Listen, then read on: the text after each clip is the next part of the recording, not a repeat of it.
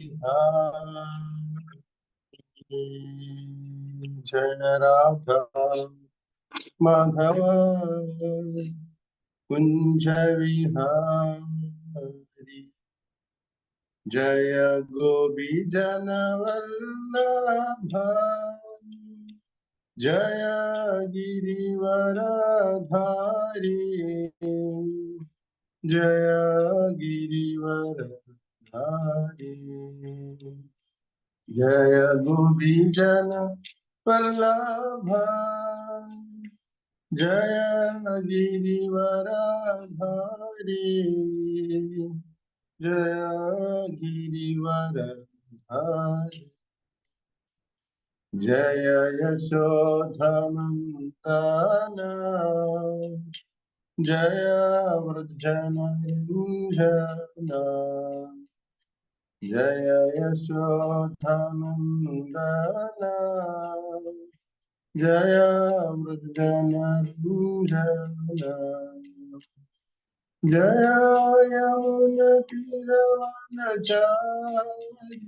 जय कुंज विहारी। जय यमुनतीरवनचारि जय कुंज विहारी। जय राधा माधव जय कुंज विहारी। हरे कृष्णा कृष्णा कृष्णा हरे हरे। हरे राम राम राम हरे हरे। हरे कृष्णा कृष्णा कृष्णा हरे हरे। हरे राम राम राम हरे हरे। जय राधा माधव राधा माधव राधे। जय राधा माधव माधव राधे। जय राधा गोकुल नंदन राधा नंदन राधे। जय गौरानिताय जय गौरानिताय गौरानिताय जय जय प्रभुपदा जय प्रभुपदा प्रभुपदा शिल प्रभुपदा। जय गुरुदेव जय गुरुदेव गुरुदेव जय गुरुदेव। निताय गौर हरि बोल हरि बोल हरि बोल। निताय गौर हरि बोल निताय गौर हरि बोल हरि बोल हरि बोल। निताय गौर हरि बोल। जय श्री श्री राधा माधव की जय। जगन्नाथ बलदेव सुभद्रा महारानी की जय। नरसिंह गौरता की जय। प्रभुपाद की जय। गौर प्रेमानंद हरि हरि बोल। हरे कृष्ण। നമുക്കിന്ന് അധ്യായം ശ്രീമദ് ഭാഗവതം അധ്യായം 7 ശ്ലോകം നമ്പർ 6 എടുക്കാൻ പോകുന്നത്. ഓം നമോ ഭഗവതേ വാസുദേവായ. ഓം നമോ ഭഗവതേ വാസുദേവായ. ഓം നമോ ഭഗവതേ വാസുദേവായ. നാരായണം നമസ്കൃത്യം നരം ചൈവ നരോത്തമം ദേവീം സരസ്വതീം വ്യാസം തതോ ജയമുദീരയേത്.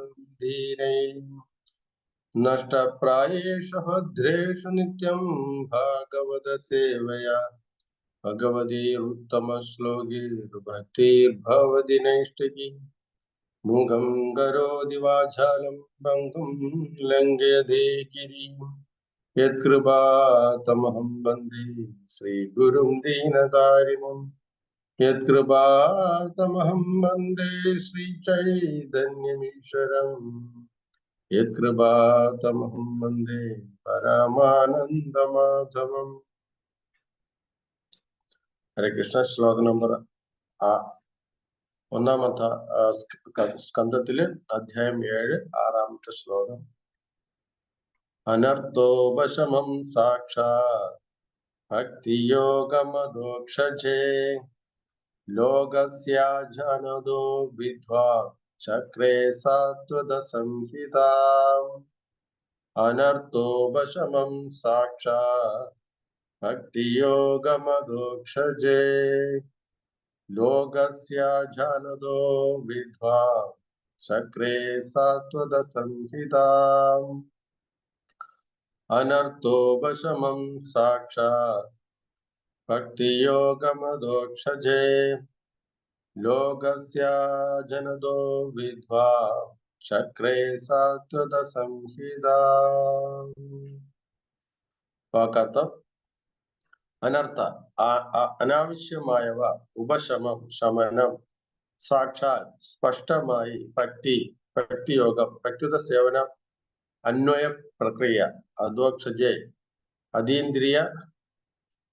അതീന്ദ്രിയന് സർവാതിശയന്, ലോകസ്യ സാമാന്യ ജനസമൂഹത്തിന്റെ, അജാനത അജ്ഞരായ, വിദ്വാൻ പരമവിജ്ഞാനിയായ, ചക്രേ വിധിച്ചു, സാത്വത പരമസത്യവുമായി സംബന്ധപ്പെട്ട സംഹിത വേദസാഹിത്യം. വിവർത്തന ശ്രീല പ്രഭുപാദിക്ക്. ജീവസത്തകൾക്ക് അധികപ്പറ്റായ ഭൗതിക ക്ലേശങ്ങൾ ഭക്തിയുത സേവനത്തിന്റെ അന്വയ പ്രക്രിയയിലൂടെ സ്പഷ്ടമായി ലഘൂകരിക്കാൻ സാധ്യമാണ്. എന്നാൽ സാമാന്യ ജനങ്ങൾ ഈ വസ്തുത അറിയുന്നില്ല. ആകയാൽ പരമസത്യവുമായി സംബന്ധപ്പെട്ട ഈ വേദഗ്രന്ഥത്തെ പണ്ഡിത ശിരോമണിയായ വ്യാസദേവൻ രചിച്ചു. ഭാവാർത്ഥ ശ്രീല പ്രഭുപാദിക്ക്. ശ്രീല വ്യാസദേവൻ സർവശ്രേഷ്ഠനും സർവദാ പരിപൂർണനുമായ പരമദിവ്യോത്തമ പുരുഷനെ ദർശിച്ചു. പരമദിവ്യോത്തമ പുരുഷന്റെ സമ്പൂർണ്ണ ഘടകങ്ങളും അദ്ദേഹത്തിന് തന്നെ അവിഭാജ്യ ഘടകങ്ങളെന്ന് ഈ പ്രസ്താവന ബോധിപ്പിക്കുന്നു. ആകയാൽ അന്തരംഗ ശക്തി, പ്രാന്തീയ ശക്തി, ബഹിരംഗ ശക്തി എന്നിങ്ങനെയുള്ള ഭഗവാന്റെ വിഭിന്ന ശക്തികളെയും അദ്ദേഹം ദർശിച്ചു. ഭഗവാന്റെ വിവിധ അവതാരങ്ങളെന്ന് വിശേഷിപ്പിക്കുന്ന ഭഗവാന്റെ പൂർണ്ണാംശങ്ങളുടെ അംശങ്ങളെയും മാത്രമല്ല, ബഹിരംഗ ശക്തിയാൽ സംഭ്രാന്തരായ ബദ്ധാത്മകളുടെ അനാവശ്യമായ ക്ലേശങ്ങളെയും അദ്ദേഹം സവിശേഷമായി കണ്ടു. അന്ത്യത്തിൽ ഭക്തിയുത സേവന പ്രക്രിയ എന്ന ബദ്ധാത്മാക്കൾക്കായുള്ള പരിഹാര നടപടിയെയും അദ്ദേഹം മനസ്സിലാക്കി. ഭക്തിയുത സേവനം എന്നത് മഹത്തായ അതീന്ദ്രിയ ശാസ്ത്രമാകും. ഇത് ആരംഭിക്കുന്നത് പരമദിവ്യോത്തമ പുരുഷന്റെ നാമ, രൂപ, ഗുണ, കീർത്തനങ്ങൾ തുടങ്ങിയവയെ ജപിക്കുകയും ശ്രവിക്കുകയും ചെയ്യുന്ന പ്രവർത്തന പദ്ധതിയിലൂടെ ആകുന്നു. സുപ്തമായ ഭഗവത് പ്രേമ പുനരുദ്ധാരണം, ശ്രവണം, കീർത്തനം എന്നീ യാന്ത്രിക പ്രവർത്തനങ്ങളെ ആശ്രയിച്ചല്ല നിലനിൽക്കുന്നത്. എന്നാൽ അത് നിർവിശേഷമായും പരിപൂർണമായും ഭഗവാന്റെ അഹൈതുക കാരുണ്യത്തെ ആശ്രയിച്ചാണ് നിലനിൽക്കുന്നത്.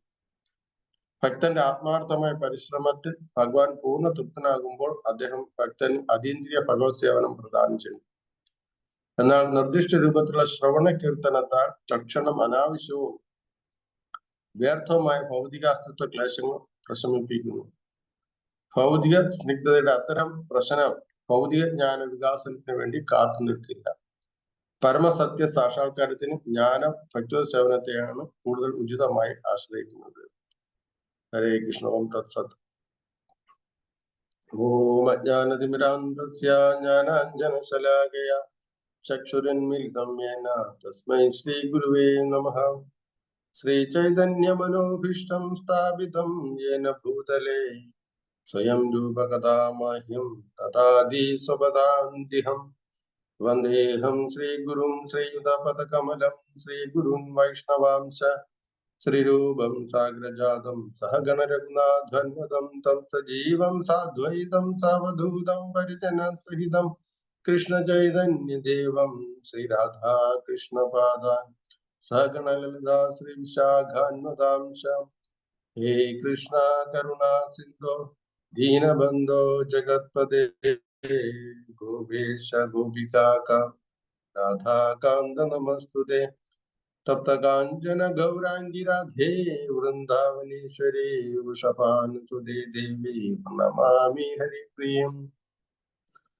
नमो ओं विष्णुपादाय कृष्णप्रेष्ठाय भूतले श्रीमते जयपताका स्वामिन्निधि नामिने नमाचार्यपदाय निताय कृपाप्रदायिने गौरकथामदाय नगरग्रामतारिणे नमो ओं विष्णुपादाय कृष्णप्रेष्ठाय भूतले श्रीमते भक्तिवेदान्त स्वामिन्निधि नामिने नमस्ते सारस्वती देवे गौरवाणी प्रचारिणे निर्विशेष शून्यवादी पाश्चात्य देशधारणे जय श्री कृष्ण चैतन्य प्रभु नित्यानंद श्री अद्वैत गदाधर श्रीवासादि गौर भक्त वृंद हरे कृष्ण कृष्ण कृष्ण हरे हरे हरे राम राम राम हरे हरे। श्री गुरु परमानंद प्रेमानंद फलप्रद व्रजनंद प्रदानंद सेवयामां नियोजया। ഹരേ കൃഷ്ണ. ഈ ശ്ലോകത്തില് വളരെ വ്യക്തമായിട്ട് പറയുന്നുണ്ട്. അതായത് ഈ ശ്ലോകത്തിൽ വളരെ പ്രധാനപ്പെട്ട ഒരു വാക്കാണ് അനർത്ഥോപശമം എന്നാണ് പറയുന്നത്. അനർത്ഥോപശമം അതായത് നമ്മുടെ അനർത്ഥങ്ങളെ ശമിപ്പിക്കുക എന്നാണ്. എന്താണ് ഈ അനർത്ഥം എന്ന് പറയുന്നത്? അനർത്ഥം എന്ന് പറയുന്നത് ക്ലേശങ്ങൾ അല്ലെങ്കിൽ ദുഃഖങ്ങൾ എന്നുള്ളതാണ്. ആ ദുഃഖത്തിനെ ശമിപ്പിക്കുക. ആ ദുഃഖത്തിനെ ശമിപ്പിക്കാൻ നമുക്ക് പറ്റുന്നത് ഭക്തിയുത ഭഗവത് സേവനത്തിലൂടെ എന്നാണ് ഇതില് വിവർത്തനത്തിൽ പറയുന്നത്. ശ്ലോകത്തിന്റെ വിവർത്തനത്തിൽ പറയുന്നത് ദുഃഖങ്ങൾ ഉണ്ടാവും. ആ ദുഃഖത്തിനെ ശമിപ്പിക്കാൻ ഏറ്റവും നല്ല ഉപായം ഭക്തിയുത ഭഗവത് സേവനം എന്നാണ് പറയുന്നത്. അപ്പോഴ് നമുക്കറിയാം നമ്മുടെ ഭൗതികലോകത്തിലെ പ്രധാനപ്പെട്ട ക്ലേശങ്ങൾ 3 വിധമാണ്. ഒന്ന് ആദി ദൈവികം, ആധ്യാത്മികം, ആദി ഭൗതികം. ഇങ്ങനെ 3 വിധത്തിലുള്ള ക്ലേശങ്ങളാണ് നമ്മുടെ എപ്പോഴും അലട്ടിക്കൊണ്ടിരിക്കുന്നത്. ആദി ദൈവികം എന്ന് പറയുമ്പോൾ ഈ ഭൗതിക പ്രകൃതിയാൽ ജീവാത്മാക്കൾക്ക് മേൽ പതിക്കുന്ന കഷ്ടപ്പാടുകൾ അല്ലെങ്കിൽ ദുഃഖത്തിനെയാണ് ആദി ദൈവികം എന്ന് പറയുന്നത്. കൊടുങ്കാറ്റാകട്ടെ, വരൾച്ചയാകട്ടെ, തീപിടുത്തങ്ങളാകട്ടെ, ഇങ്ങനെയുള്ള ഇതെല്ലാം ആദി ദൈവികം എന്ന് പറയും. അത് പ്രകൃതി ശക്തികളാൽ നമുക്ക് അനുഭവിക്കേണ്ടി വരുന്ന ദുഃഖങ്ങൾ ആദി ദൈവികം എന്ന് പറയും. ആധ്യാത്മിക ക്ലേശം എന്ന് പറയുമ്പോഴത്തേക്ക് മാനസികമായിട്ട് നമുക്കുണ്ടാകുന്ന ദുഃഖങ്ങൾ. എപ്പോഴും മനസ്സിൽ ഓരോരോ കാര്യങ്ങൾ വിചാരിച്ചും പല പല ദുഃഖങ്ങളെ കുറിച്ച് ചിന്തിച്ചും ഇങ്ങനെ നമുക്കുണ്ടാകുന്ന ആ ദുഃഖങ്ങൾ ആധ്യാത്മിക ദുഃഖം എന്ന് പറയും. പിന്നെ ആദി ഭൗതികം എന്ന് പറയുന്നത് കൃമികീടങ്ങൾ, രോഗങ്ങൾ, അസുഖങ്ങൾ, അതുപോലെ തന്നെ മനുഷ്യരാൽ ഉണ്ടാകുന്ന നമുക്ക് ഉണ്ടാകുന്ന ദുഃഖങ്ങൾ, മനുഷ്യർ തമ്മിൽ തന്നെ ഉണ്ടാകുന്ന ദുഃഖങ്ങൾ, നമ്മുടെ യുദ്ധങ്ങളും അതുപോലുള്ളതല്ല, ഒക്കെ മനുഷ്യർ വരുത്തി വയ്ക്കുന്ന ദുഃഖങ്ങളാണ്. ഇതുപോലുള്ള ദുഃഖങ്ങളിൽ എപ്പോഴും ഈ ഭൗതിക ലോകത്ത് ജീവാത്മാക്കൾ എപ്പോഴും അനർത്ഥങ്ങളാണ്. അതായത് എപ്പോഴും ദുഃഖിതരാണ്. ക്ലേശങ്ങളാൽ വളരെയധികം ബന്ധപ്പെട്ടുകൊണ്ട്, അതായത് ആ ക്ലേശത്തിൽ നമ്മൾ വളരെയധികം ദുഃഖിതരായി കഴിയുക. അതാണ് ഈ ഭൗതിക ലോകത്തിന്റെ പ്രത്യേകത. പിന്നെ നിലനിൽപ്പിന് വേണ്ടിയിട്ടുള്ള നമ്മുടെ പോരാട്ടം അല്ലെ, അതും വളരെ ദുഃഖമാണ്. എങ്ങനെയെങ്കിലും എല്ലാ ജീവജാലങ്ങളും ഈ ഭൗതിക ലോകത്തിൽ നിലനിൽപ്പിന് വേണ്ടിയിട്ട് പോരാടിക്കൊണ്ടിരിക്കുകയാണ്. അപ്പോഴതും നമുക്ക് വളരെയധികം ദുഃഖമാണ്. ഈ ദുഃഖങ്ങളെ എല്ലാം ശമിപ്പിക്കാൻ, ഈ ഭൗതിക ലോകത്തിലെ ആ ദുഃഖങ്ങളെ ശമിപ്പിക്കാൻ ഏറ്റവും നല്ല ഉപായം എന്താണെന്ന് വെച്ച് കഴിഞ്ഞാൽ ഭക്തിയുത ഭഗവത് സേവനം എന്നാണ് പറയുന്നത്. ഇവിടെ ഭാവാർത്ഥത്തിൽ ഈ ഭാഗവതം രചിക്കാനുള്ള ഉദ്യമത്തിനെ കുറിച്ചിട്ട് പറയുന്നുണ്ട്. ശ്രീല പ്രഭുപാദ് അതിന്റെ ഭാവാർത്ഥത്തിൽ പറയുന്നുണ്ട്. എന്തുകൊണ്ടാണ് ശ്രീല വ്യാസദേവൻ ഈ ഭാഗവതം രചിക്കാനുള്ള അദ്ദേഹം കാണിച്ച ഉദ്യമം എന്താണ്? അതായത് ഇവിടെ പറയുന്നത് ശ്രീല വ്യാസദേവൻ സർവശ്രേഷ്ഠനും, വ്യാസദേവൻ കാണുക ഭഗവാനെ ദർശിച്ചതാണ് ആദ്യം പറയുന്നത് ഭാവാർത്ഥത്തിൽ. അതായത് സർവശ്രേഷ്ഠനും സർവദാ പരിപൂർണനുമായിട്ടുള്ള പരമദിവ്യോത്തമ പുരുഷനായ ഭഗവാൻ ശ്രീകൃഷ്ണനെ അദ്ദേഹം ദർശിച്ചു എന്നാണ്. സർവശ്രേഷ്ഠനും സർവദാ പരിപൂർണനുമായ പരമദിവ്യോത്തമ പുരുഷനെ ദർശിച്ചു. അദ്ദേഹം ദർശിച്ചതിൽ സമ്പൂർണ്ണ ഘടകങ്ങൾ, ഭഗവാന്റെ സമ്പൂർണ്ണ ഘടകങ്ങളെയും അദ്ദേഹം ദർശിച്ചു. ഈ സമ്പൂർണ്ണ ഘടകങ്ങളും ഭഗവാന്റെ അവിഭാജ്യ ഘടകമാണ്, ഭഗവാനിന് ഭിന്നമായി. ആ അവിഭാജ്യ ഘടകത്തിൽ അദ്ദേഹം ദർശിച്ചതാണ് ഭഗവാന്റെ അന്തരംഗ ശക്തി അദ്ദേഹം ദർശിച്ചു, പ്രാന്തീയ ശക്തി അദ്ദേഹം ദർശിച്ചു, പിന്നെ ബഹിരംഗ ശക്തി ദർശിച്ചു, പിന്നെ പലതരത്തിലുള്ള അവതാരങ്ങളെയും അദ്ദേഹം ദർശിച്ചു, പിന്നെ ഭഗവാന്റെ പൂർണ്ണാംശങ്ങളെയും പൂർണ്ണാംശങ്ങളുടെ അംശങ്ങളെയും ഇതെല്ലാം ആര് ദർശിച്ചു? വ്യാസദേവൻ ദർശിച്ചു. എല്ലാം സമഗ്രമായിട്ട് അദ്ദേഹത്തിന് ദർശനം കിട്ടുകയാണ്. ഭഗവാനെ ദർശിച്ചു, ഭഗവാന്റെ അവതാരങ്ങൾ ദർശിച്ചു, പൂർണ്ണാംശങ്ങളുടെ അംശങ്ങൾ ദർശിച്ചു, പിന്നെ അന്തരംഗ ശക്തി, ഭഗവാന്റെ അന്തരംഗ ശക്തി എന്ന് വെച്ച് കഴിഞ്ഞാൽ 3 വിധത്തിലുണ്ട്. ഒന്ന് സന്ധിനി, സംവിധ്, ഹ്ലാദിനി ശക്തി, ഇങ്ങനെ 3 രീതിയിലുള്ള ശക്തികളുണ്ട്. ആ ശക്തിയെ അദ്ദേഹം ദർശിച്ചു. പിന്നെ പ്രാന്തീയ ശക്തി എന്ന് വെച്ച് കഴിഞ്ഞാൽ തടസ്സ ശക്തി അല്ലെങ്കിൽ ജീവാത്മാക്കളെയാണ് പ്രാന്തീയ ശക്തി എന്ന് പറയുന്നത്. എന്തുകൊണ്ട് ആ പേര് വരാൻ കാര്യം? ജീവാത്മാ നമ്മൾ പ്രാന്തീയ ശക്തിയിൽപ്പെടുന്നതാണ് അല്ലെങ്കിൽ തടസ്സ ശക്തിയിൽപ്പെടുന്നതാണ്. കാരണം നമുക്ക് അന്തരംഗ ശക്തിയും ഉണ്ട്, അതുപോലെ തന്നെ ബഹിരംഗ ശക്തിയും ഉണ്ട്. രണ്ടും കൂടെ ഒരുമിച്ച് സമ്മേളിച്ചിരിക്കുകയാണ് നമ്മുടെ ശരീരം. ആത്മാവ് അന്തരംഗ ശക്തിയുടെ ഭാഗം, ഈ ശരീരം ബഹിരംഗ ശക്തിയുടെ ഭാഗം. അങ്ങനെ രണ്ടും കൂടെ ഒരുമിച്ചിരിക്കുകയാണ്. അപ്പോൾ നമുക്ക് വേണമെങ്കിൽ ആധ്യാത്മിക ശരീരം ലഭിച്ച് നമുക്ക് ഭഗവാന്റെ അന്തരംഗ ശക്തിയോട് ചേർന്ന് നമുക്ക് ഭഗവാന്റെ ധാമത്തിലേക്ക് പോകാം.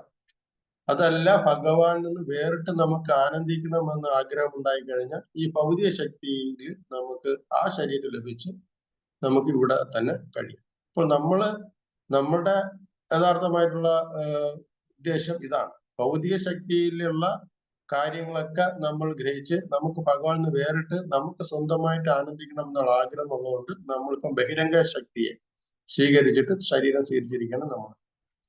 പക്ഷെ ആ ബഹിരംഗ ശക്തിയെ ശരീരം സ്വീകരിച്ചിരിക്കുന്ന നമുക്ക് എന്താ ഒരു പ്രത്യേകത? ശരിയായിട്ടുള്ള ആനന്ദം നമുക്ക് അനുഭവിക്കാൻ പറ്റും. എപ്പോഴും ദുഃഖങ്ങൾ തന്നെയാണ് വന്നിരിക്കുന്നത്. അതാണ് ഈ ശ്ലോകത്തിൽ പറഞ്ഞത്, എപ്പോഴും ദുഃഖങ്ങൾ. അപ്പോൾ വ്യാസദേവൻ ദർശിച്ചു ഈ ബഹിരംഗ ശക്തിയുടെ സ്വാധീനത്താൽ ജീവാത്മാക്കൾ വളരെയധികം കഷ്ടപ്പെട്ട് കിടക്കുന്നത് അദ്ദേഹം ദർശിച്ചു.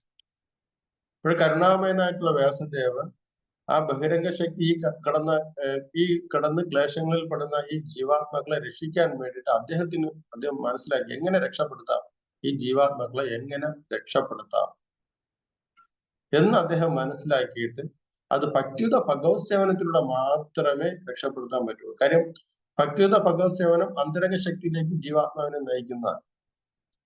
അതിനാൽ ഭക്തിയുത ഭഗവത് സേവനത്തിലൂടെ മാത്രമേ ഈ ജീവാത്മാവിനെ ശുദ്ധീകരിച്ചിട്ട് അന്തരംഗ ശക്തിയായ ഭഗവാന്റെ ധാമത്തിലേക്ക് കൊണ്ടുപോകാൻ പറ്റുകയുള്ളൂ.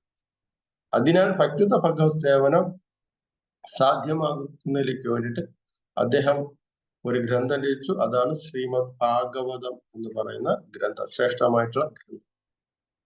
കാര്യം ഈ ശ്രീമദ് ഭാഗവതം എന്ന് പറയുന്നത് ഭക്തിയുത സേവന പ്രക്രിയയെ കുറിച്ചാണ് പറയുന്നത് മുഴുവൻ. ഭഗവാനെ എങ്ങനെ സേവിക്കാം. കാര്യം ഇതിൽ ധാരാളം അങ്ങനെ ഭക്തിയുത ഭഗവത് സേവന പ്രക്രിയയിലൂടെ പ്രായോഗിക തലത്തിൽ അങ്ങനെ ജീവിച്ച മഹാത്മാക്കളുടെ ചരിത്രങ്ങളാണ് ശ്രീമദ് ഭാഗവതം എന്ന് പറയുന്നത്.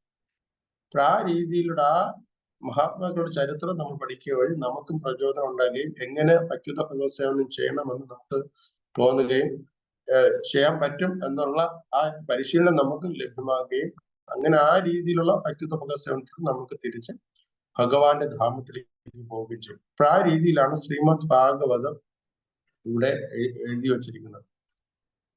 അതായത് നമ്മൾ ചുരുക്കത്തിൽ പറഞ്ഞു കഴിഞ്ഞാൽ ശ്രീമദ് ഭാഗവതം എന്ന് പറയുന്നത് ഈ ഭൗതിക ലോകത്തിൽ പെട്ടുപോയവരുടെ ചരിത്രമാണ്. നമ്മൾ വിചാരിക്കും നമ്മൾ ഈ ഭൗതിക ലോകത്തിൽ പെട്ടുപോയിട്ടുണ്ടല്ലോ, നമ്മുടെ ചരിത്രം എന്താണ് വരാത്തത് എന്ന് നമ്മൾ വിചാരിക്കും. പക്ഷെ അങ്ങനെയല്ല. ഈ ഭൗതിക ലോകത്തിൽ പെട്ടുപോയവരുടെ ചരിത്രവും ആ പെട്ടുപോയവർ അതിൽ നിന്ന് രക്ഷപ്പെട്ടവരുടെ ചരിത്രമാണ് ശ്രീമദ് ഭാഗവതം. നമ്മളിപ്പോഴും പെട്ടുകിടക്കുകയാണ്. അപ്പോൾ ഈ ഭാഗവതം എന്ന് പറയുന്നത് ഈ ഭൗതിക ലോകത്തിൽ പെട്ടുപോയവരുടെയും ആ പെട്ടുപോയതിൽ നിന്ന് രക്ഷപ്പെട്ടവരുടെ ചരിത്രമാണ്. രണ്ടും കൂടെ ചേർന്നിട്ടുള്ളത്. പെട്ടതും അതിൽ നിന്ന് രക്ഷപ്പെട്ടതും അവരുടെ ചരിത്രമാണ് ശ്രീമദ് ഭാഗവതം. അപ്പോൾ നമുക്ക് ഈ ശ്രീമദ് ഭാഗവതം വായിക്കുമ്പോൾ നമ്മൾ എപ്പോഴും പെട്ടുകിടക്കുകയാണ് ഭൗതിക ലോകത്തിൽ. പെട്ടുകിടക്കുന്ന നമ്മൾ ശ്രീമദ് ഭാഗവതം വായിക്കുന്നതിൽ കൂടെ നമുക്ക് എന്ത് ചെയ്യാം, രക്ഷപ്പെടാം. അങ്ങനെ രക്ഷപ്പെടുമ്പോൾ നമ്മുടെ ചരിത്രം ശ്രീമദ് ഭാഗവതത്തിൽ എന്ത് ചെയ്യും. ഇവിടെ അത്രയും ഭക്തന്മാരെ കുറിച്ച് അങ്ങനെയാണ്, പെട്ടുപോയവരും അതിൽ നിന്ന് രക്ഷപ്പെട്ടവരും ചരിത്രമാണ്. കാര്യം ഈ കലികാലത്തിൽ എല്ലാവരും മന്ദബുദ്ധികൾ എന്നാണ് പറയുന്നത് അല്ലെ? ശ്രീമദ് ഭാഗവതം നോക്കിയാണ് പ്രായണ അല്പായുഷ സഭ്യ കലോ അസ്മിൻ മന്ദ സുമന്ദ മതയ മന്ദ ഭാഗ്യാഹി. അതായത് മന്ദബുദ്ധികൾ എന്നാണ് പറയുന്നത്. നമ്മൾ വിചാരിക്കും മന്ദബുദ്ധികൾ അങ്ങനെ ആകും, കാര്യം എന്തെല്ലാം ടെക്നോളജി കണ്ടുപിടിക്കുന്നുണ്ട് അല്ലേ? അപ്പോഴേ അവർ ബുദ്ധി ഇല്ലാത്തവരായതുകൊണ്ടാണ് അങ്ങനെ മന്ദബുദ്ധികൾ എന്ന് പറയുന്നത് നമ്മൾ വിചാരിക്കും. അവർ വളരെ ബുദ്ധിമാന്മാരാണ്. പിന്നെ എന്തിനാ ഈ കലിയുഗത്തിൽ ജനങ്ങളെ മന്ദബുദ്ധികൾ എന്ന് പറയുന്നത്? അതായത് ശരിക്കും ചെയ്യേണ്ടതിന്റെ ലക്ഷ്യത്തിന് ചെയ്യേണ്ട കാര്യത്തിനെ കുറിച്ച് അതിലേക്ക് വേണ്ടിയിട്ട് അവർ പ്രവർത്തിക്കുന്നില്ല. അനാവശ്യമായ കാര്യങ്ങൾക്ക് വേണ്ടിയിട്ട് അവരുടെ ബുദ്ധി ഉപയോഗിക്കും. അതാണ്. അതായത് വ്യക്തമായി പറഞ്ഞു കഴിഞ്ഞാൽ ഈ ജനന മരണങ്ങളിൽ നിന്ന് രക്ഷപ്പെടാൻ വേണ്ടിയിട്ടുള്ള മാർഗം അവർ അവലംബിക്കാതെ അവർ കൂടുതലും എന്താണ് ഈ ഭൗതിക ലോകത്തിൽ ബന്ധനത്തിന് കാരണമാകുന്നതിന്റെ അതിലേക്ക് വേണ്ടിയിട്ട് പ്രവർത്തിക്കും. അതായത് ജീവാത്മാവിന് എന്താണോ ശ്രേഷ്ഠമായിട്ടുള്ള കാര്യം അതിനു വേണ്ടിയിട്ട് പ്രവർത്തിക്കുന്നു. അതുകൊണ്ടാണ് മന്ദബുദ്ധി എന്ന് പറയുന്നത്. ജീവാത്മാവിന് ശ്രേഷ്ഠമായിട്ടുള്ള കാര്യം എന്താണോ അതിനു വേണ്ടിയിട്ട് ശ്രമിക്കാതെ ജീവാത്മാവിന് കൂടുതൽ ക്ലേശങ്ങൾ കൊടുക്കുന്ന കാര്യത്തിന് വേണ്ടിയിട്ടും അല്ലെങ്കിൽ ദുഃഖിതമാക്കുന്നതിലേക്ക് വേണ്ടിയിട്ട് പ്രവർത്തിക്കുന്നു. അതുകൊണ്ടാണ് മന്ദബുദ്ധി എന്ന് പറയുന്നത്. കാര്യം മനുഷ്യ ജീവിതം കിട്ടിയിരിക്കുന്നത് എങ്ങനെയെങ്കിലും ഭൗതിക ലോകത്തിൽ നിന്ന് ക്ലേശഭരിതമായ അല്ലെങ്കിൽ ദുഃഖപൂരിതമായിട്ടുള്ള ഈ ലോകത്ത് നിന്ന് നമുക്ക് എങ്ങനെയും രക്ഷപ്പെട്ടു പോകാൻ വേണ്ടിയിട്ടാണ് ഈ മനുഷ്യ ശരീരം കിട്ടിയിരിക്കുന്നത്. പക്ഷെ ആ ശരീരം ഉപയോഗിച്ച് അതിന്റെ നമുക്ക് കിട്ടിയിരിക്കുന്ന ബുദ്ധി ഉപയോഗിച്ചിട്ട് മനുഷ്യർ എന്താണ് വലിയ വലിയ കണ്ടുപിടുത്തങ്ങളൊക്കെ നടത്താറുണ്ട്. ബോംബ് കണ്ടുപിടുത്തം, തോക്ക് കണ്ടുപിടുത്തവും, ഈ ഭൂമിയിലുള്ള മറ്റു ജീവജാലങ്ങൾ എല്ലാവർക്കും നാശകരമായിട്ടുള്ള രീതിയിലുള്ള കണ്ടുപിടുത്തമാണ്. അതാണ് മന്ദബുദ്ധി എന്ന് പറയുന്നത്. കാര്യം അവരവരുടെ തന്നെ നിലനിൽപ്പിനെ ഇല്ലാതാക്കുന്ന പ്രക്രിയകളാണ് ഫാക്ടറികൾ. ഇതെല്ലാം പണ്ട് കാലങ്ങളിലും ആളുകൾ വളരെ സുഖമായിട്ട് ജീവിച്ചിരുന്നു. പക്ഷെ ഇന്ന് ആളുകൾ എന്താണ് ആയുസ്സൊക്കെ കുറഞ്ഞു വരുന്നത്. കാര്യം എന്തെന്ന് വെച്ച് കഴിഞ്ഞാൽ അവരുടെ കണ്ടുപിടുത്തത്തിന്റെ കൂടുതൽ കാരണം എന്ത് സംഭവിച്ചു? ഈ അന്തരീക്ഷം തന്നെ മോശമായിക്കൊണ്ടേയിരിക്കും. ജപ്പാനിലൊക്കെ നോക്കിക്കഴിഞ്ഞാൽ ഓക്സിജൻ പൈസ കൊടുത്ത് വേണം വാങ്ങിക്കേണ്ടത്. അപ്പോൾ ആ രീതിയുടെ അർത്ഥത്തിലാണ് മന്ദബുദ്ധി എന്ന് പറയുന്നത്. മനുഷ്യൻ പ്രകൃതിയെ തന്നെ ആശ്രയിച്ച് ജീവിക്കുകയാണെങ്കിൽ ഒരു പ്രശ്നവുമില്ല. പണ്ട് കാലത്തും വണ്ടികളുണ്ടായിരുന്നു, കാളവണ്ടി, കുതിരവണ്ടികൾ ഉണ്ടായിരുന്നു. ഇപ്പോഴും ഉണ്ട് നമുക്ക് ധാരാളം വണ്ടികൾ. അതെല്ലാം മോട്ടറും എഞ്ചിനും പെട്രോളിയം, ഡീസൽ ഇതുപോലെ ഉപയോഗിച്ചുള്ള വണ്ടികൾ. അപ്പൊ അതനുസരിച്ചുള്ള മാലിന്യങ്ങളും ഉണ്ടാകും. പണ്ട് ആ മാലിന്യരഹിതമായിരുന്നു, ഇപ്പൊ മാലിന്യം കൂടി വന്നു. അപ്പൊ അവരുടെ ആയുസ്സിനെയും അത് ബാധിക്കും. ഇതുകൊണ്ടാണ് പറയുന്നത് മന്ദബുദ്ധി എന്ന് പറയുന്നത്. അപ്പോഴ് യഥാർത്ഥത്തിൽ നമുക്ക് ലക്ഷ്യമാക്കേണ്ടതിന്റെ അതിനു വേണ്ടിയിട്ട് ശ്രമിക്കുകയില്ല. അതിനു പകരം ഓരോ കർമ്മത്തിൽ ഒരുങ്ങിയിട്ട് അധമത്തിലേക്ക് പോകുന്നത് കൊണ്ടാണ് ശ്രീമദ് ഭാഗവതം മന്ദബുദ്ധി എന്ന് പറയുന്നത്. അതായത് ഒരിക്കൽ ഇവിടെ എങ്ങനെയെങ്കിലും കഴിച്ചു കൂട്ടുക എന്നുള്ളതാണ്. ഒരിക്കൽ ഒരു മഹാരാജാവ് ഒരു സ്റ്റോറി പറഞ്ഞു. ഒരു വീട്ടിൽ ഒരു കഴുത, ആ കഴുതയ്ക്ക് ധാരാളം യജമാനൻ ജോലി കൊടുത്ത് വളരെ കഷ്ടപ്പെടുത്തുകയാണ്. പക്ഷെ ആ കഴുത ജോലി എടുത്തു തളർന്നു, വയസ്സായപ്പോഴത്തേക്ക് വയസ്സായ ആ കഴുതയെ കൊണ്ട് ആ വീട്ടിൽ വലിയ ഉപയോഗമൊന്നുമില്ല. പക്ഷെ ആ കഴുതയെ യജമാനൻ എന്ത് ചെയ്തു? അതിന്റെ കെട്ടൊക്കെ അഴിച്ചു വിട്ടു. എന്നിട്ട് പറഞ്ഞു, നീ എവിടെയെങ്കിലും പോയിട്ട് നീ ആഹാരം കഴിച്ചോളൂ, ഇനി എനിക്ക് നിന്നെ നോക്കാൻ പറ്റില്ല. എന്നെങ്കിലും ആ കഴുത അവിടെ തന്നെ നിൽക്കും. അപ്പോഴാ കഴുതയ്ക്ക് ഒരു കൂട്ടുകാരനുണ്ട്, ഒരു അണ്ണാൻ ഉണ്ട്. അണ്ണാനും ഈ കഴുത കൊണ്ട് സംസാരിക്കും. അപ്പൊ കഴുത പറയുകയാണ്, നിനക്കറിയാമല്ലോ ഞാൻ വളരെ വയസ്സാണ്, അണ്ണാനോട് പറയുകയാണ്. പക്ഷെ എന്നിട്ടും എന്റെ യജമാനൻ എന്നെ ഭാരം ചോദിപ്പിക്കുന്നു, അതുപോലെ എനിക്ക് അടിയൊക്കെ തരുന്നു, ഇതെല്ലാം ചെയ്യുന്നുണ്ട്. ഞാൻ വളരെയധികം ദുഃഖിതനാണ്. കാര്യം പ്രായം ചെന്നത് കാരണം എനിക്ക് ഒന്നും ചെയ്യാൻ പറ്റാത്ത സ്ഥിതിയിലാണ് ഞാൻ ഇരിക്കുന്നത്. അപ്പോഴ് അണ്ണൻ പറയും, ഞാൻ കേട്ടിട്ടുണ്ടല്ലോ നിന്റെ യജമാനൻ എന്നോട് പോകാൻ പറഞ്ഞു, ഇവിടെ നിന്ന് ഈ വീട്ടിൽ നിന്ന് പോയി നിനക്ക് വേറെ എവിടെയെങ്കിലും ചെന്നിട്ട് ആഹാരം കഴിച്ചോളൂ, അല്ലെ പുല്ല് മേഞ്ഞോളൂ എന്ന് പറയുന്നത് ഞാൻ കേട്ടിട്ടുണ്ടല്ലോ. നീ എന്തുകൊണ്ട് പോകുന്നില്ല എന്ന് അണ്ണാൻ ചോദിക്കും. അപ്പൊ നിനക്ക് യാതൊരു അടിയും കിട്ടില്ല, ഒന്നും കിട്ടില്ല, നിനക്ക് സ്വതന്ത്രമായിട്ട് ജീവിക്കാലോ എന്ന്. ഇപ്പോൾ കഴുത പറയും, എനിക്ക് പോകണമെന്ന് ആഗ്രഹമുണ്ട്, പക്ഷെ ഈ യജമാനത്തിക്ക് ഒരു മകളുണ്ട്. മകൾ പഠിക്കാൻ വളരെയധികം മോശമാണ്. അപ്പോൾ അതിനാൽ യജമാനത്തി എന്നും പറയും, നീ നല്ലവണ്ണം പഠിച്ചില്ലെങ്കിൽ ഇവിടത്തെ കഴുതയെ കൊണ്ട് തന്നെ കല്യാണം കഴിപ്പിക്കും എന്നിങ്ങനെ പറയാറുണ്ട്. അപ്പോൾ ഞാൻ ആ ശുഭമുഹൂർത്തത്തിനെ പ്രതീക്ഷിച്ചാണ് ഇരിക്കുന്നത്. എന്നാണ് എനിക്ക് ആ പെൺകുട്ടിയെ കല്യാണം കഴിക്കാൻ പറ്റുന്നത് എന്ന് ആലോചിച്ചാണ് ഞാൻ ഇരിക്കുന്നത് എന്നാണ് ആ കഴുത പറഞ്ഞത്. അതായത് നമ്മുടെ മഹാരാജ് പറയുന്നത് ഇതുപോലെയാണ്. നമ്മൾ ഇവിടെ നമുക്ക് രക്ഷപ്പെടാനുള്ള മാർഗമുണ്ട്. വ്യാസദേവൻ നമുക്ക് പറഞ്ഞു തന്നിട്ടുണ്ട് രക്ഷപ്പെടാനുള്ള മാർഗം. എങ്കിലും എന്തെങ്കിലും ഒരു സുഖത്തിൽ നമ്മൾ എന്താണ് ആകൃഷ്ടമായിട്ട് നമ്മളെല്ലാ തല്ലുകൊണ്ടും ഇങ്ങനെ ഇരിക്കുകയാണ് ഭൗതിക ലോകത്ത്. കാര്യം ഇവിടെ നമ്മൾ നോക്കിക്കഴിഞ്ഞാൽ ഈ ലോകം മുഴുവനും ദുഃഖങ്ങൾ നിറഞ്ഞാണ്. നമ്മള് കാട്ടിൽ തന്നെ നമ്മൾ നോക്കുകയാണെങ്കിൽ വനങ്ങളില് എന്തുമാത്രം മൃഗങ്ങളെ വേറൊരു മൃഗം വേട്ടയാടി കഴിക്കുന്നു.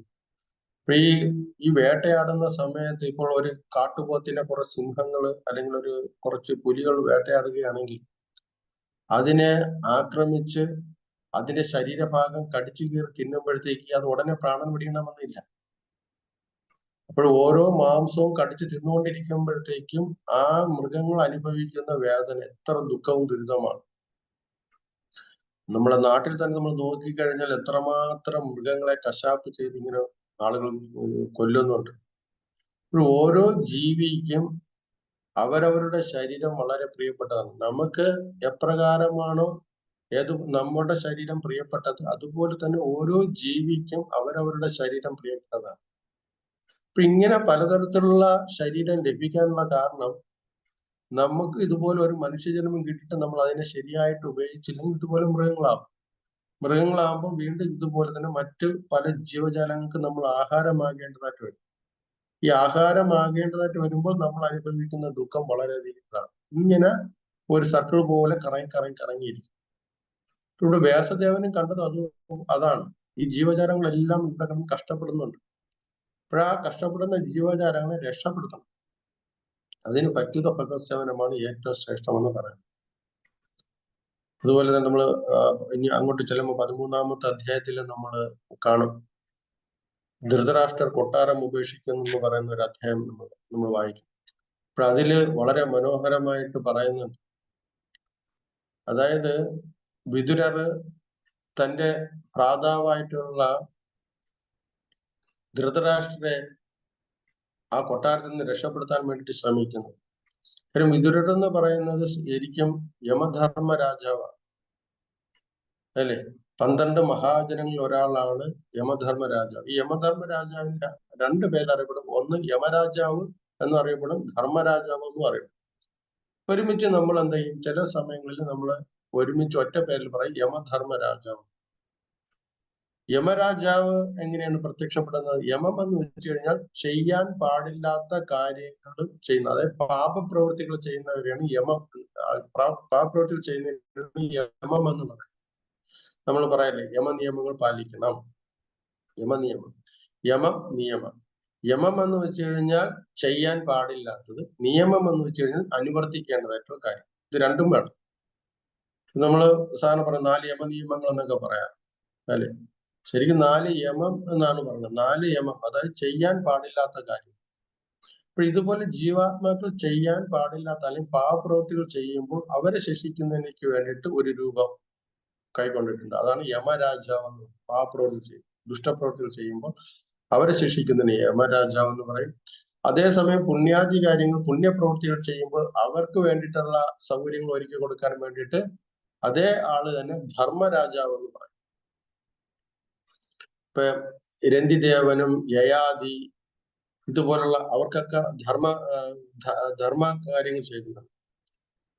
അപ്പൊ ഈ ധാർമ്മിക പ്രവൃത്തികൾ ചെയ്തപ്പോഴത്തേക്ക് ധർമ്മരാജാവ് അവരെ ശിബി മഹാരാജാവ് ഇവർക്കൊക്കെ ഈ ധർമ്മരാജാവ് അദ്ദേഹത്തിന്റെ കൊട്ടാരത്തിൽ, അദ്ദേഹത്തിന്റെ ധാമത്തിൽ വാസസ്ഥാനം കൊടുത്തു, യമലോകത്ത് വാസസ്ഥാനം കൊടുത്തു. അതായത് ധർമ്മരാജാവിന്റെ കൂടെ തന്നെ വാസസ്ഥാനം കൊടുത്തു. അതാണ് പുണ്യാദി ധർമാദി കാര്യങ്ങൾ ചെയ്യുമ്പോഴത്തേക്ക് ആ ധർമ്മരാജാവായിട്ടുള്ള അദ്ദേഹം അവരെ എല്ലാവരും സ്വീകരിച്ച് വളരെയധികം സന്തോഷിപ്പിക്കും. എന്നാൽ യമരാജാവായിരിക്കുമ്പോഴത്തേക്ക് ശിക്ഷകൾ കൊടുക്കും. അപ്പോൾ ആ യമധർമ്മരാജാവിന് വളരെയധികം ഈ ശിക്ഷകളെ കൊടുത്ത് കണ്ട് അദ്ദേഹത്തിന് ഒരാഗ്രഹം, ഒരിക്കലും എനിക്ക് ഭഗവാനെ സേവിക്കണം, ഭഗവാന്റെ മഹാത്മ്യങ്ങൾ എനിക്ക് പ്രഭാഷണം നടത്തണം എന്ന് അദ്ദേഹം വളരെയധികം ആഗ്രഹിച്ചു. അപ്പോൾ എല്ലാവരുടെ ഹൃദയത്തിലിരിക്കുന്ന പരമാത്മാവ് അത് മനസ്സിലാക്കുകയും അദ്ദേഹത്തിന് അതിനുള്ള ഒരു അവസരം ഭഗവാൻ കൊടുത്തു. മാണ്ഡക മുനിയുടെ ശാപത്താൽ അദ്ദേഹം എന്ത് ചെയ്തു, ഒരു ശൂദ്രനായിട്ട് ജനിക്കേണ്ടതായിട്ട്. അങ്ങനെ അംബികയുടെ പരിചാരികയില് വ്യാസദേവനുണ്ടായ പുത്രനാണ് വിദുരർ എന്ന് പറയുന്നത്. വിദുരർ എപ്പോഴും ഒരു താഴ്ന്ന ജാതിക്കാരനായത് കാരണം അദ്ദേഹത്തിന് എപ്പോഴും കൊട്ടാരത്തിൽ ആ രീതിയിലായിരുന്നു കണക്കാക്കിയിരുന്നത്. എന്താണ്, പാണ്ഡുവിന്റെ കൂടെയോ അല്ലെങ്കിൽ ധൃതരാഷ്ട്രയുടെ കൂടെയോ അങ്ങനെ ഇരുത്തിയിരുന്നില്ല. അദ്ദേഹം ഒരു ശൂദ്ര ഒരു സ്ത്രീയിൽ ജനിച്ചതുകൊണ്ട് ആ രീതിയിലുള്ളതായിരുന്നു. പക്ഷെ ഒരിക്കൽ എന്താണ്, ധൃതരാഷ്ട്രയുടെ പുത്രനായിട്ടുള്ള അദ്ദേഹം ഇദ്ദേഹത്തിന് എന്ത് ആക്ഷേപിച്ചപ്പോൾ അദ്ദേഹം അവിടെ നിന്ന് വിട്ടുപോയപ്പോഴത്തേക്ക് പിന്നീട് അദ്ദേഹം തിരിച്ച് കൊട്ടാരത്തിലേക്ക് വന്നു. അതായത് അദ്ദേഹം മൈത്രേയ മഹർഷിയിൽ നിന്ന് ആധ്യാത്മിക ജ്ഞാനം വളരെയധികം ഉൾക്കൊണ്ട് അതിൽ വളരെ പ്രബുദ്ധനായിട്ട് അദ്ദേഹം എന്ത് ചെയ്തു, അദ്ദേഹം ഒരു ആചാര്യ സ്ഥാനം വഹിക്കാൻ അദ്ദേഹം പ്രാപ്തിനായി തീർന്നു വിദുരർ. അല്ലെങ്കിലും ഉണ്ട്, അദ്ദേഹം യുവരാജാവാണ്, 12 മഹാജനങ്ങളിൽ ഒരാളാണ്. പക്ഷെ എങ്കിലും ആ ക്വാളിഫൈഡ് മൈത്രേയ മഹർഷിയിൽ നിന്ന് അദ്ദേഹം ആർജിച്ചു. അതിനുശേഷം തന്റെ കൊട്ടാരത്തിലേക്ക് തിരിച്ചു വന്നിട്ട് അദ്ദേഹം വന്ന് നോക്കിയപ്പോൾ തന്റെ ജ്യേഷ്ഠ ഭ്രാതാവായിട്ടുള്ള ധൃതരാഷ്ട്ര കൊട്ടാരത്തിൽ നിന്ന് കൊണ്ടുപോകാൻ വേണ്ടിയിട്ട് അദ്ദേഹം വന്ന് നോക്കിയപ്പോൾ കാണാം, തന്റെ ജ്യേഷ്ഠനായിട്ടുള്ള ധൃതരാഷ്ട്ര കൊട്ടാരത്തിലെ സുഖ സൗകര്യങ്ങൾ വളരെയധികം ആകൃഷ്ടനായിട്ട് കിടക്കുകയാണ്, വളരെയധികം ഭ്രമിച്ചു കിടക്കുകയാണ്. ഇപ്പൊ അദ്ദേഹത്തിനോട് സാധാരണ രീതിയിലുള്ള ഉപദേശമല്ല, വളരെ കാർക്കശ്യമായ രീതിയിലാണ് അദ്ദേഹം സംസാരിച്ചത്. കാര്യം അദ്ദേഹം നോക്കിയപ്പോൾ കാണാം, അതായത് വാർദ്ധക്യമായിട്ടും ഒരാൾക്ക് ജീവിക്കാനുള്ള ആഗ്രഹം എത്രമാത്രം പ്രബലമാണെന്ന് ആണ് അദ്ദേഹം ചിന്തിച്ചത്. വാർദ്ധക്യം ബാധിച്ചു, എന്നിട്ടും ജീവിക്കാനുള്ള ആഗ്രഹം എത്രമാത്രം പ്രബലമാണെന്ന് ധൃതരാഷ്ട്രനുടെ അദ്ദേഹം കണ്ടു. എന്നിട്ട് അദ്ദേഹത്തിന്റെ സമീപത്ത് ചെന്നിട്ട് പറഞ്ഞു, അല്ലയോ ജ്യേഷ്ഠ, വളരെ കാർക്കശ്യമായിട്ട് വളർത്തു മൃഗങ്ങൾ, അതായത് ഭീമനാണ് ഈ ധൃതരാഷ്ട്ര ഏറ്റവും പ്രിയപ്പെട്ട പുത്രന്മാരാണ് ആരൊക്കെ, ദുശാസനും അതുപോലെ തന്നെ ദുര്യോധനും. ഈ ദുര്യോധനെയും ദുശാസനെയും കൊന്നതാരാണ്? ഭീമനാണ്. ഇപ്പോൾ ഭീമൻ തരുന്ന ഉച്ചിഷ്ടം, വീട്ടിൽ വളർത്തുന്ന നായ്ക്കൾക്ക് ഉച്ചിഷ്ടം കൊടുക്കുന്നത് പോലെ ഭീമൻ തരുന്ന ആ ഉച്ചിഷ്ടം കഴിച്ചുകൊണ്ടാണ് അങ്ങ് ഇവിടെ കഴിയുന്നത്. നോക്കണം, പറയുന്ന ആ ഒരു സ്വന്തം മക്കളെ കൊന്ന വധിച്ച ആള് കൊടുക്കുന്ന ആഹാരം കഴിച്ചുകൊണ്ടാണ് അങ്ങ് ഇവിടെ വസിക്കുന്നത്. ഇപ്പൊ എത്രമാത്രം ആഗ്രഹമാണ്, ജീവിക്കാനുള്ള ഒരു മനുഷ്യന്റെ ആഗ്രഹം എത്രമാത്രം. തന്റെ ശത്രുവായിട്ടുള്ള തന്റെ പുത്രന്മാരെ വധിച്ച ഒരാളാണ് തനിക്ക് തരുന്നത്, അതും വീട്ടിൽ വളർത്തുന്ന നായ്ക്കൾക്ക് കൊടുക്കുന്നത് പോലെ എന്നുള്ള വാക്കാണ് ഉപയോഗിച്ചത്. എന്നിട്ട് വീണ്ടും അദ്ദേഹം പറഞ്ഞു, അങ്ങ് തന്നെ ആരുടെ ദയയിലാണ് അങ്ങ് ഇവിടെ വസിക്കുന്നത്? അവരെ കൊല്ലുന്നതിലേക്ക് വേണ്ടിയിട്ട് അങ്ങ് ശ്രമിച്ചില്ലേ?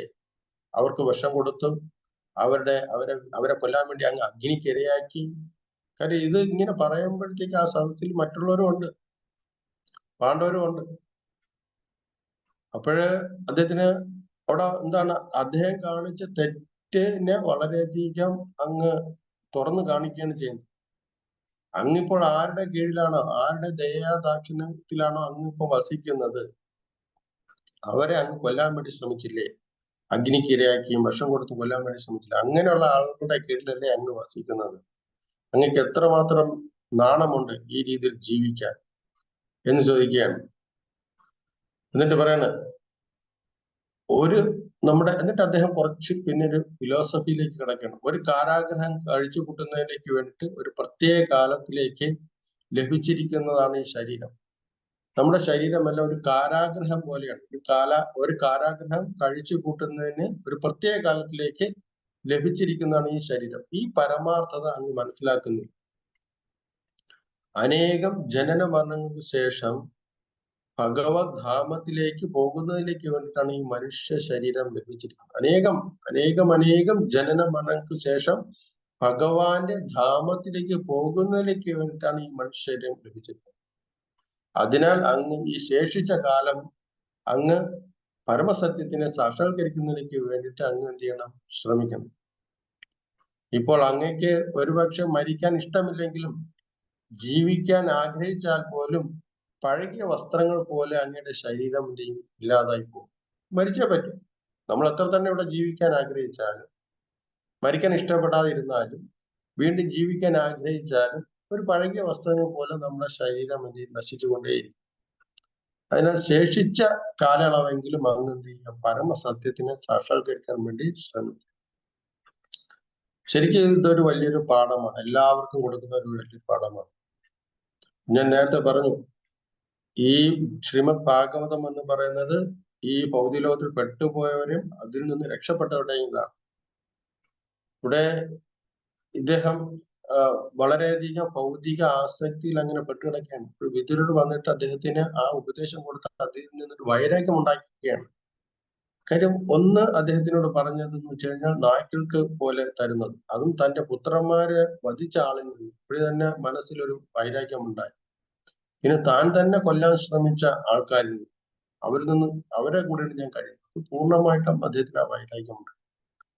ശേഷിച്ച കാലമെങ്കിലും നമ്മൾ എന്ത് ചെയ്യുക? പരമസത്യത്തിനെ അതിനെ സാക്ഷാത്കരിക്കാൻ വേണ്ടി ശ്രമിക്കുക എന്നുള്ളത്. നമുക്കറിയാം, നമ്മുടെ ജീവിതവും നമ്മുടെ സമയങ്ങൾ മുഴുവനും നമ്മൾ കൂടുതലും ചെലവഴിക്കുന്നത് കുട്ടികൾ, ഭാര്യ, ഭർത്താവ്, അല്ലെങ്കിൽ അതുപോലെ തന്നെ ബന്ധുമിത്രാദികൾ, ഇവർക്ക് വേണ്ടിയിട്ടാണ് നമ്മുടെ ജീവിതം മുഴുവനും ഇങ്ങനെ എന്ത് ചെയ്യുന്നത്?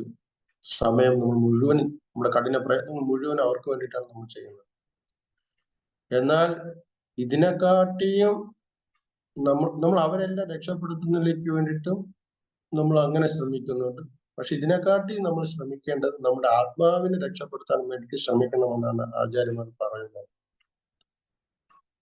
നമ്മൾ എത്ര തന്നെ നമ്മളെ മക്കളെയും അല്ലെങ്കിൽ ഭാര്യയെയും ഭർത്താവിനെ എല്ലാം നമ്മൾ നോക്കിക്കഴിഞ്ഞാലും ഒരു ദിവസം നമ്മൾ വിട്ടുപോകേണ്ടതായിട്ട് വരും, മരിക്കേണ്ടതായിട്ട് വരും.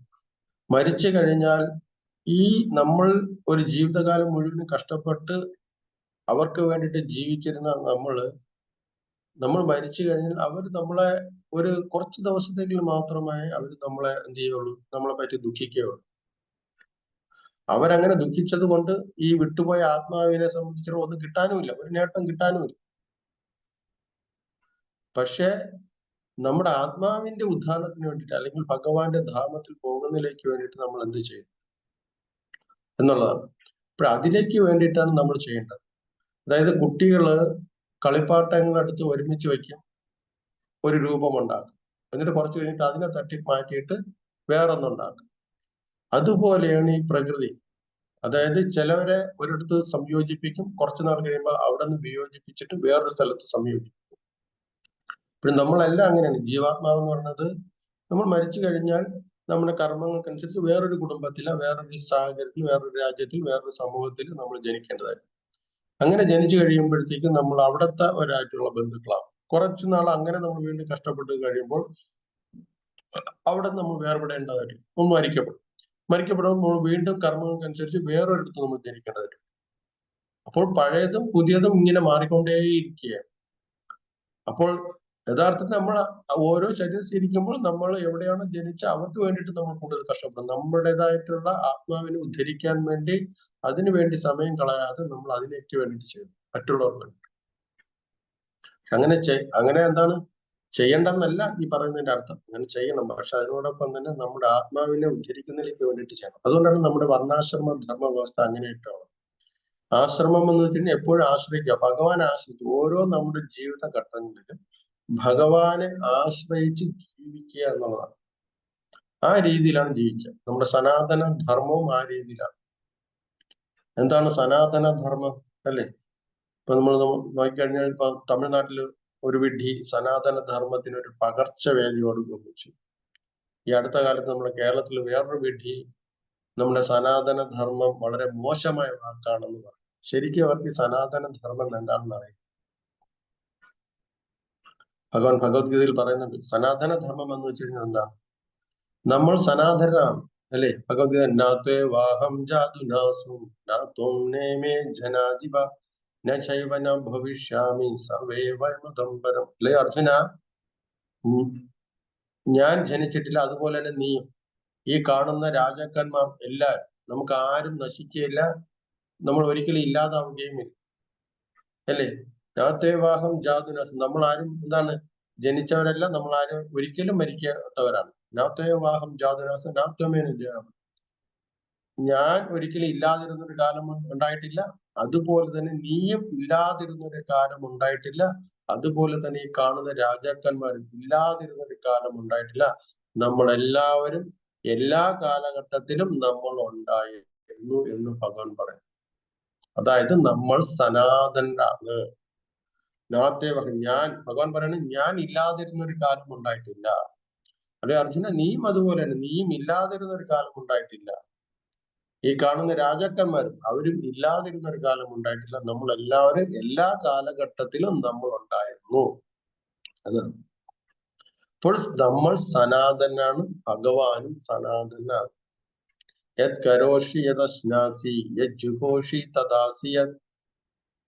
നമ്മൾ എന്ത് കർമ്മങ്ങൾ ചെയ്തു കഴിഞ്ഞാലും എന്ത് തപശ്ചര്യകൾ അനുഷ്ഠിച്ചാലും എന്ത് ചെയ്യണം? ഭഗവാന് വേണ്ടിയിട്ട് നമ്മൾ ചെയ്യണം.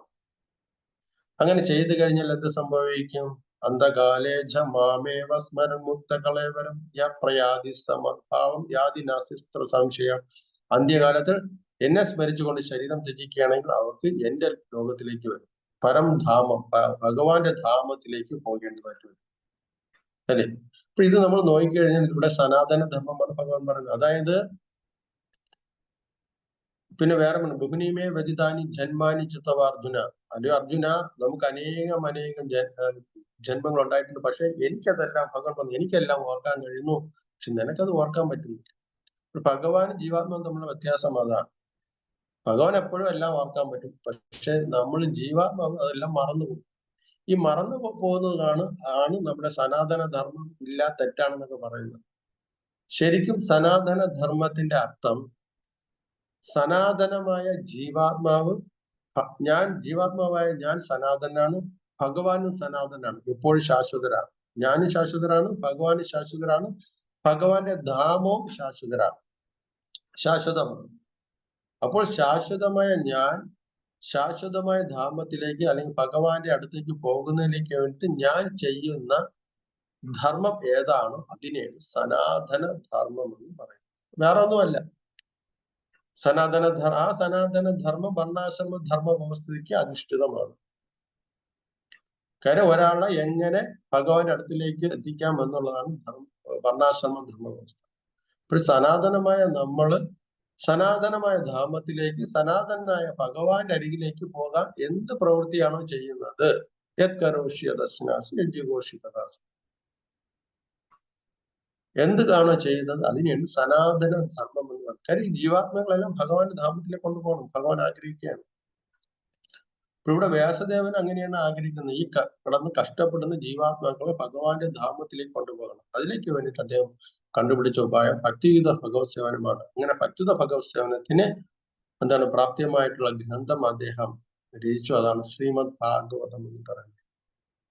ഇപ്പൊ അവിടെ പറയുന്നുണ്ട്, ഭഗവാന്റെ നമ്മളിപ്പോ നാമരൂപ ഗുണങ്ങളെല്ലാം നമ്മൾ കീർത്തിച്ചു കഴിഞ്ഞാലും ശ്രവിച്ചു കഴിഞ്ഞാലും, അതായത് നാമരൂപ ഗുണ കീർത്തനം തുടങ്ങി ജപിക്കുകയും ശ്രവിക്കുകയും ചെയ്യുന്ന പ്രവർത്തന പദ്ധതിയിലൂടെയാകും.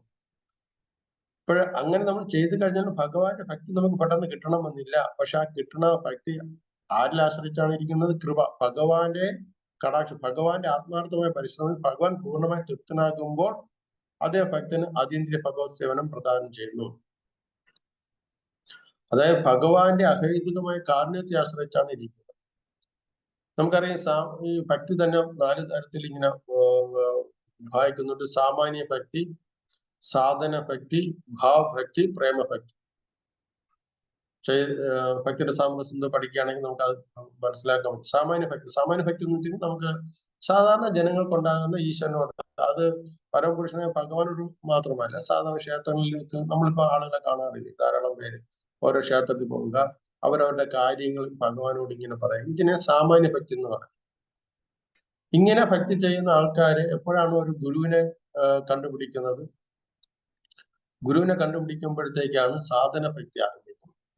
അതായത് ഈ സാധന ഭക്തി തന്നെ 2 തരംതിരിക്കും. ഒന്ന് വൈദി സാധന ഭക്തിയും അതുപോലെ തന്നെ ഒന്ന് രാഗഭക്തി.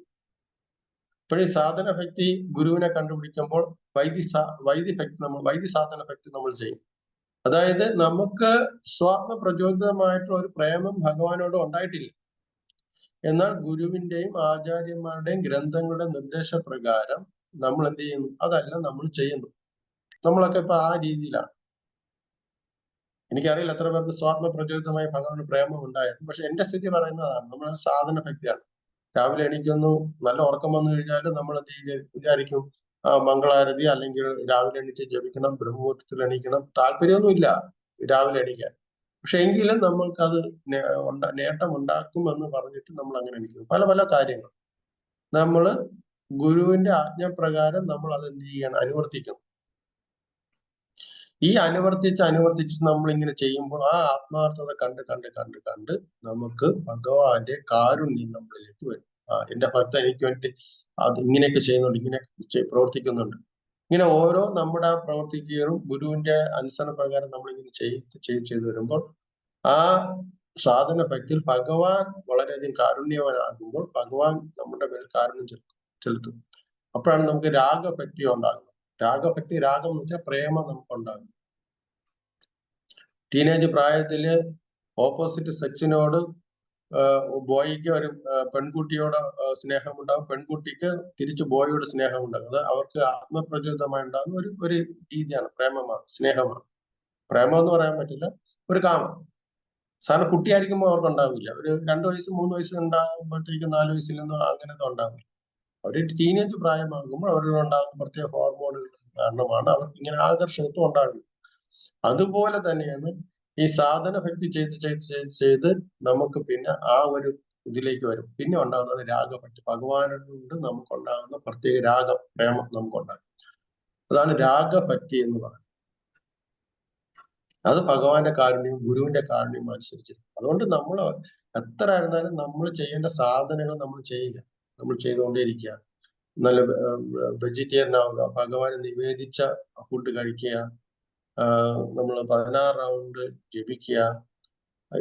ആ രീതിയിൽ നമ്മുടെ സാധന ദിവസേന ഭഗവത്ഗീത ഭാഗവതം വായിക്കുക, ഭക്തന്മാരുമായിട്ടുള്ള സത്സംഗം ചെയ്യുക. അങ്ങനെ ചെയ്ത ഭഗവാനെ ആരാധിക്കുക, ഭഗവാന്റെ തീർത്ഥസ്ഥലങ്ങൾ സന്ദർശിക്കുക. ഇവ കാര്യങ്ങൾ നമ്മൾ ഇങ്ങനെ ചെയ്തുകൊണ്ടേയിരിക്കുമ്പോൾ അതാണ് നമ്മുടെ ആത്മാവിനെ എന്ത് ചെയ്യുക? ഭഗവാന്റെ ധാമത്തിലേക്ക് എത്തിക്കുന്ന വഴികൾ. അപ്പോൾ അത് നമ്മൾ ചെയ്തുകൊണ്ടേയിരിക്കുക. അപ്പോൾ ഒരു ദിവസം ഭഗവാന്റെ കാരുണ്യം കിട്ടും. കാരുണ്യം കിട്ടുമ്പോൾ ഈ അനർത്ഥങ്ങളെല്ലാം പോവുകയും നമുക്ക് എന്താണ്? രുചി ഉണ്ടാകുകയും ചെയ്യും. രുചി ഉണ്ടാകുന്നതാണ് രാഗഭക്തി എന്ന് പറയുന്നത്. പിന്നീട് ഉണ്ടാകുന്നതാണ് നമുക്ക് ഭാവഭക്തി എന്ന് പറയുന്നത്. ഭാവഭക്തിയിലാണ് രാഗാനുഗ ഭക്തിയൊക്കെ വരുന്നത്. പിന്നെ നമ്മള് യശോദ മാതാവ് എങ്ങനെയാണോ ഭഗവാനെ നോക്കിയത് എന്ന് വെച്ച് കഴിഞ്ഞാൽ യശോദയെ പോലെ അനുകരിക്കണം എന്നല്ല, അവര് എങ്ങനെയാണോ ഭഗവാനെ നോക്കിയത് അതുപോലെ നമുക്ക് ഭഗവാനെ എന്താണ് നോക്കുന്നതിലേക്ക് വേണ്ടിയിട്ടുള്ള ആ ഒരു മനസ്സ്, പ്രേമം നമുക്ക് ഉണ്ടാകും. ആ രീതിയിൽ പിന്നെയാണ് പ്രേമഭക്തിയൊക്കെ ഉണ്ടാകുന്നത്. അപ്പോൾ അറ്റ്ലീസ്റ്റ് നമ്മൾ എന്ത് ചെയ്യുക? രാഗഭക്തിയിലെങ്കിലും എത്തിച്ചേരണം. അപ്പോൾ അത് ക്രമേണ നമുക്കത് സാധ്യമാകും എന്നാണ് പറയുന്നത്. അപ്പോൾ ഈ ശ്ലോകത്തിൽ പറയുന്നതിന്റെ ചുരുക്കം എന്താണെന്ന് വെച്ച് കഴിഞ്ഞാൽ,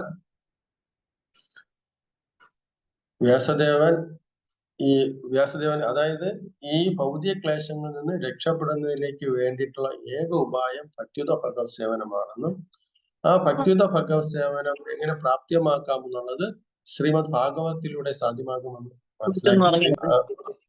അതേ ശ്രീമദ് വ്യാസദേവൻ ശ്രീമദ് ഭാഗവതം രചിച്ചു. അതായത് വ്യാസദേവൻ ഭഗവാനെ ദർശിച്ചു. വ്യാസദേവൻ ഭഗവാൻ ദർശിച്ചതിന് ശേഷം ഈ ജീവാത്മാക്കൾ കിടന്ന് കഷ്ടപ്പെടുന്നത് കണ്ടു, ഭഗവാനെ കണ്ടു. പിന്നെ കണ്ടത് ജീവാത്മാക്കൾ ഭൗതിക ശക്തിയുടെ സ്വാധീനത്തിൽ, ബഹിരംഗ ശക്തിയുടെ സ്വാധീനത്താൽ കഷ്ടപ്പെടുന്നത് കണ്ടു. ആ കഷ്ടപ്പെടുന്ന ജീവാത്മാക്കളെ രക്ഷപ്പെടുത്താനുള്ള ഏക ഉപായം ഭക്തിയുത ഭഗവത് സേവനമാണെന്ന് മനസ്സിലാക്കി. അങ്ങനെ ഭക്തിയുത ഭഗവത് സേവനത്തിന് മനസ്സിലാക്കിയ അദ്ദേഹം ആ ഭക്തി സേവനത്തിന് എങ്ങനെ പ്രാപ്യമാക്കാം എന്നുള്ള രീതിയിൽ അദ്ദേഹം ശ്രീമദ് ഭാഗവതം അദ്ദേഹം രചിച്ചു എന്നുള്ളതാണ് ഈ ശ്ലോകത്തിന്റെ യഥാർത്ഥമായിട്ടുള്ള കീ പോയിന്റ് എന്ന് പറഞ്ഞാൽ അതാണ്. ഹരേ കൃഷ്ണ. സമയം കഴിഞ്ഞോ? ഹരേ കൃഷ്ണ. ഗ്രന്ഥരാജ് ശ്രീമദ് ഭാഗവതം കി ജയ. ശ്രീ പ്രഭുപാദ് കി ജയ. हरे कृष्णा प्रभु जी, हरे कृष्णा, हरे कृष्णा,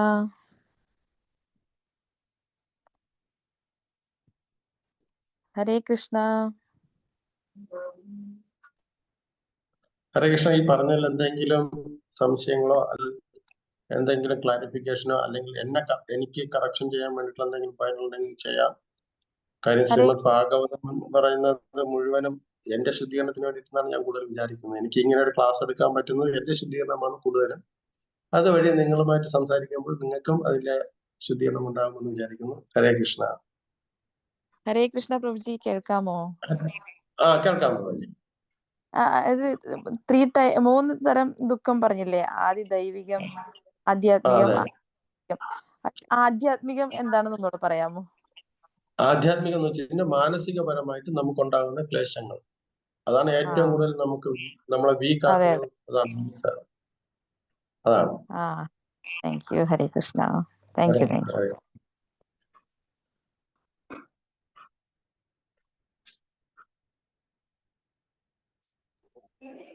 ഹരേ കൃഷ്ണ. എന്തായാലും കഴുതയുടെ കഥ നന്നായിട്ടുണ്ട്. ഒരു കണക്കിന് നമ്മളെല്ലാരും അത് തന്നെ. ഭക്തി ഇല്ലാത്തവന് ആഗ്രഹങ്ങളില്ലെങ്കിൽ അവന്റെ ജീവിതം വളരെ കഷ്ടമാണ്. ഭക്തി ഇല്ലെങ്കിൽ മരണവും കാത്തിരുന്നാല്, പ്രതീക്ഷകളില്ലെങ്കിലേ മരണവും കാത്തിരുന്ന് മരണം വന്നില്ലെങ്കിലുള്ള അവസ്ഥ എന്തായിരിക്കും? ഭക്തന് പിന്നെ ആസക്തിയോ വിരക്തിയോ ഇല്ലാതിരിക്കുന്നോണ്ട് എങ്ങനെയെങ്കിലും പോകാൻ പറ്റും. കഴുതകളെ പോലെ ആയാല്. ഹരേ കൃഷ്ണ. ഹരിബോൾ. ഹരേ കൃഷ്ണ പ്രഭു. പ്രണാമം പ്രഭു. താങ്ക് യു പ്രഭു. വളരെ നല്ല ക്ലാസ് പ്രഭു. പ്രഭു, ഈ പ്രേമഭക്തിയും ഭാവഭക്തിയും എന്താ പ്രഭു അതിൽ തമ്മിലുള്ള വ്യത്യാസം?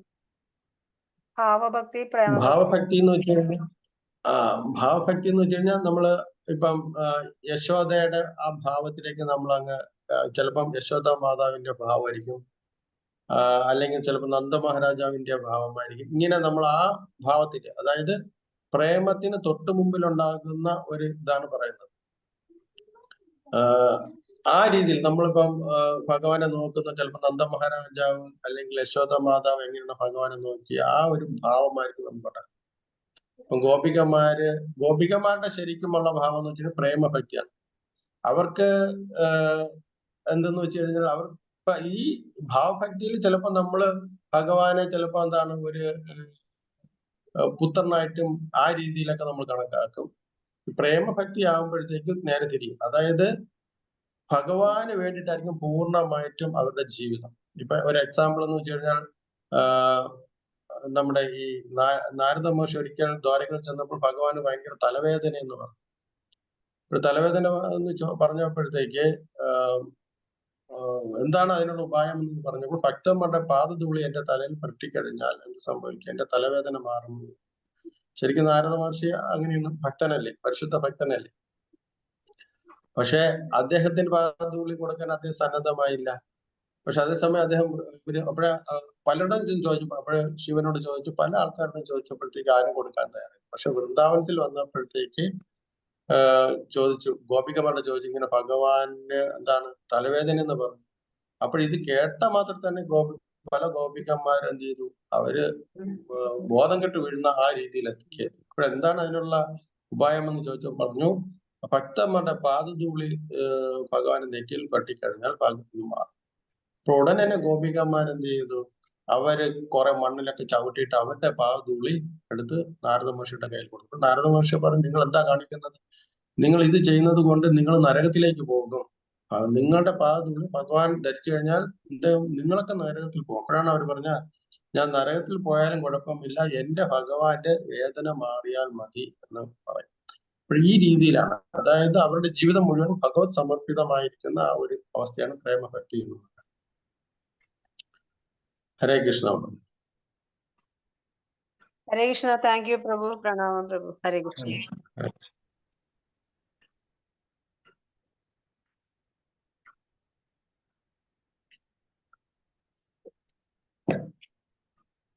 ഹരേ കൃഷ്ണ. നമുക്ക് ക്ലോസ് ചെയ്യാമോ?